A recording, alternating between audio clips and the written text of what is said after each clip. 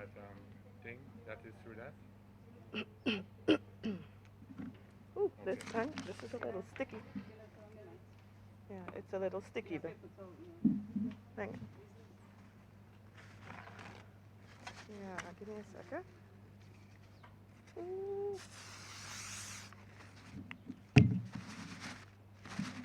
Probably the vanish. Yeah, it's the vanish. Oh, Oh Lord. goodness. Yeah, it's still sticky. Okay. Be careful, huh? Mhm. That's. Okay, paper that stick. I hope not. Good. Testing, testing. Okay. Good to We go. live? Okay. Give me a cue. These are unusual times, and unusual times call for unusual opportunities. And that's why we're here this morning to launch the CARICOM bubble. I want to recognize this morning the PS of Tourism, International Transport, and Maritime Initiatives, Ms. Lisa Valmont. The PS of Health, Wellness, and New Health Investment as well is here with us, Letitia Lestrade Wyke. The coordinator of the Border Reopening Program, Dr. Laura Esprit. We have the CEO of the Discover Dominica Authority, Mr. Colin Piper, who also happens to serve as the deputy coordinator for the Border Reopening Program. Also with us is the president of the Dominica Hotel and Tourism Association, Mr. Hans Schilders. We have the proprietor of Jungle Bay Eco Resort, Mr. San Rafael, and his staff. Thank you for hosting us. Tour operator and local tourism ambassador, Dorival Shy Guy James. Our media partners and Dominicans here and abroad. Good day. If you're watching live, you can tell why this was chosen as the ideal location for today's launch. The CARICOM bubble is presenting us with a unique opportunity for visitors from our sister island to come here and enjoy Dominica. Dominica is not only able to boast ideal scenery, but Dominica is also able to offer serenity and wellness. And now more than ever, that is needed. So let's start off with Mr. Colin Piper as he delivers the welcome remarks.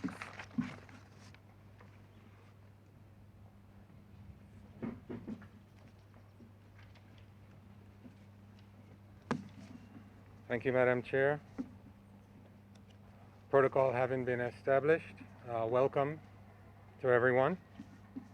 On August 20th, the Government of Dominica announced new health-related protocols for all travelers traveling to Dominica. Dominica has now adopted and put into effect a COVID risk classification by country methodology by which to process all travelers to the island. The COVID risk classification system has created 4 categories: the CARICOM travel bubble, and a low, medium, and high risk classification. The associated protocols of each category were detailed by the coordinator of the Reopening of Borders program, Dr. Laura Esprit, in the Ministry of Health press briefing of August 20th. That recording of the briefing is available online for those who need more details. The tourism industry, which is one of the biggest industries and one of the largest employers worldwide, has been hard hit by this pandemic.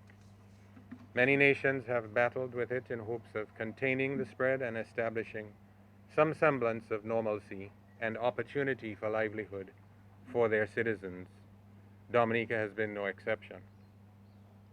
The foresight, planning, and decisive action of the Government of Dominica through the Ministry of Health and other key stakeholders have greatly helped to contain the spread of the virus. And in so doing, these actions have limited and softened the negative economic impacts of the pandemic in Dominica. We have felt the effects, and one of the industries hardest hit on island has been the tourism industry. We are encouraged by the protocols announced on August 20th and believe that while the health of our citizens and guests are paramount, the protocols allow an opportunity for the tourism stakeholders to generate some business. And that is the main purpose of our time here this morning, to inform about the ways in which that can happen. So I'll focus on the markets that are most affected by the protocols, the access available to the island to facilitate travel to Dominica, where we are in terms of certifications and the state of readiness. And I'll leave it to the co-presenters to speak to the announcements' impacts and how that impacts their particular sectors and livelihoods. Just by way of recap, Dominica opened its borders on July 15th to nationals and residents, and on August 7th, 2020 to all travelers, including non-nationals. Since July 15th, we have had 882 travelers to Dominica. 566 of those 882 travelers have come since August 7th. And we are being blessed by showers of blessings and are going to take a very brief break so that we can come back to you. Let us